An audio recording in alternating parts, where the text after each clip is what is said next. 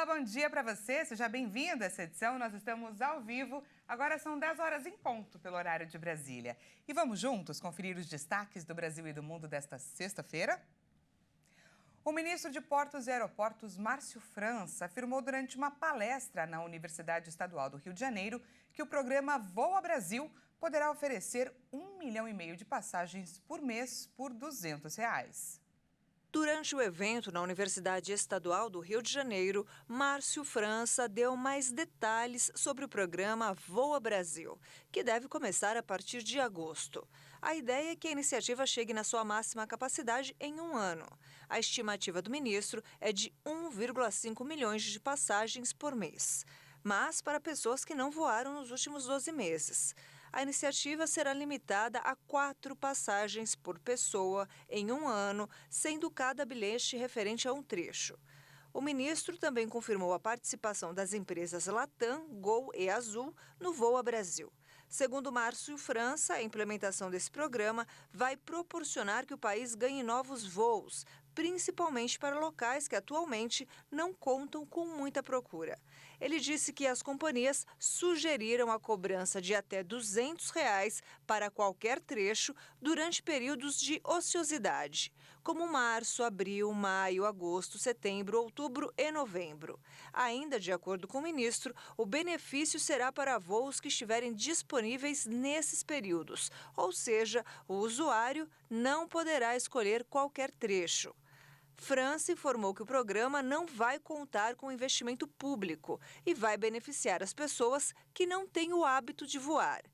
Para poder ter acesso às passagens mais baratas, a pessoa não pode ter voado nos últimos 12 meses. E a passagem do ciclone extratropical, com ventos de cerca de 150 km por hora, castiga cidades de 6 estados brasileiros. As consequências foram para além da região sul, onde ele se formou.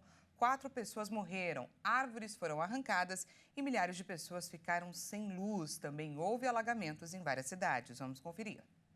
O ciclone extratropical que atingiu a região sul do país provocou destruição e mortes. As rajadas de vento chegaram a 140 km por hora e provocaram estragos em mais de 50 cidades gaúchas. O município de Sede Nova, no noroeste do estado, foi o mais atingido. Em Rio Grande, um idoso morreu. Uma árvore caiu em cima da casa dele. Em São Sebastião do Caí, o nível do rio subiu e invadiu ruas e casas. O ciclone também provocou estragos no litoral norte do Rio Grande do Sul. E a preocupação agora é com as enchentes e a ressaca do mar. As famílias devem ser retiradas da área de risco. Em todo o estado, cerca de 600 pessoas já tiveram que sair de casa. A estimativa da Defesa Civil é que mais de 17 mil foram afetados pelo mau tempo.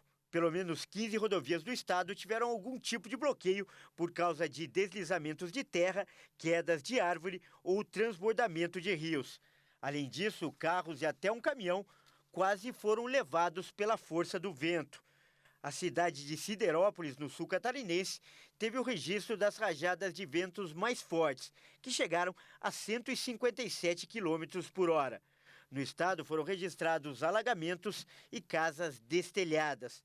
Também no Paraná, as rajadas de vento passaram de 90 km por hora e provocaram queda de árvores e a derrubada de postes em dezenas de cidades.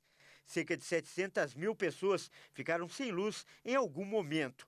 Um trem turístico com quase 1.000 passageiros ficou preso na Serra do Mar, porque os trilhos ficaram obstruídos. Em São Paulo, os ventos provocados pelo ciclone também mataram 2 pessoas no estado. A estudante que estava na direção morreu. E em Itanhaém, na Baixada Santista, uma idosa perdeu a vida ao encostar em um cabo de energia derrubado pela força do vento. O vendaval fechou o Porto de Santos por quase 6 horas e arrancou placas de alumínio do alto de um prédio na capital paulista. 6 aviões tiveram que arremeter no aeroporto de Congonhas. No Brasil, ciclone extratropical e no México, segundo o Centro Alemão de Pesquisa em Geociências, um terremoto de magnitude 6,4 atingiu a costa do país nesta sexta-feira. De acordo com as informações divulgadas, o tremor ocorreu perto da costa de Chiapas, estado no sul do México, a uma profundidade de 10 quilômetros, considerada baixa, e que pode aumentar os efeitos de um terremoto. Autoridades do México ainda não haviam informado se foi emitido um alerta de tsunami na área. Ainda não há relatos de danos ou vítimas pelo tremor.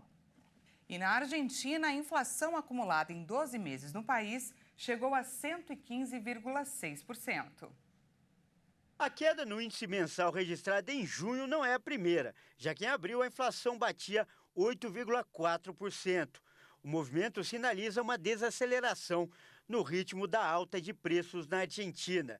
Em junho, o setor que mais sofreu com o aumento de preços foi o das comunicações, 10,5%, seguido de saúde, 8,6%, e habitação, água, energia, gás e outros combustíveis, 8,1%. Por outro lado, os setores que menos foram impactados no mês pelas altas de preço foram de alimentos e bebidas não alcoólicas, 4,1%, roupas e calçados, 4,2%, e bebidas alcoólicas e cigarro, 4,5%. E as crises registradas desde 2020, com a pandemia, a inflação, a guerra na Ucrânia, levaram 165 milhões de pessoas à pobreza. O impacto acumulado das crises levou 75 milhões de pessoas a uma situação de extrema pobreza, vivendo com menos de $2,15 por dia, cerca de R$10 na cotação atual, entre 2020 e o fim de 2023. Mais de 90 milhões vivem abaixo do limite da pobreza, com $3,65 ou R$17 por dia. As projeções são do Programa das Nações Unidas para o Desenvolvimento. De acordo com outro relatório da ONU, 3 bilhões e 300 milhões de pessoas, quase metade da população mundial, vivem em países que gastam mais para pagar os juros da dívida do que em áreas como educação e saúde. Os países em desenvolvimento, apesar do nível de dívida menor, mas que aumenta rapidamente, pagam mais juros devido ao aumento das taxas.